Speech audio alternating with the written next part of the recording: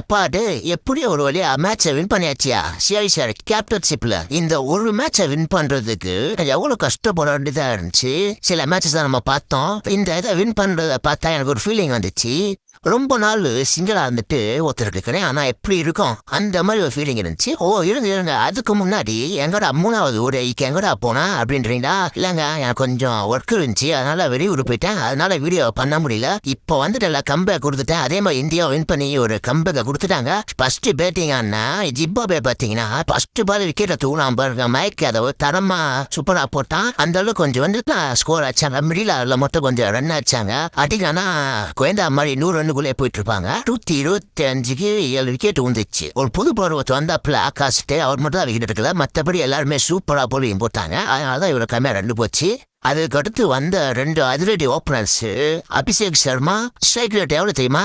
12. நாடா சொல்றேன் எப்படின்றீங்களா?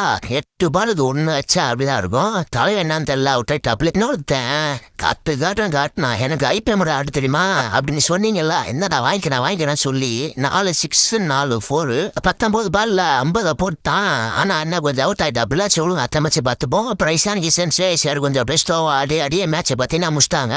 14வது ஓவர்லேயே மேட்சை முடிச்சுட்டு ஃபர்ஸ்ட் எப்படியோ இந்த வெற்றியை காணதுக்கு எவ்வளவு நாள்ரா. அவ்வளவுதான், T20 கம்பேக் கொடுத்தாச்சு. இதுக்கப்புறம் எவன் வேணாலும் வாங்க அடிச்சு ஓட விடுறோம். சரி ஓட விடுவோம். போற போல் அப்படியே லைக்கை போட்டு சப்ஸ்கிரைப் பண்ணிட்டு போங்க. அடுத்த தேவையில வரேன்.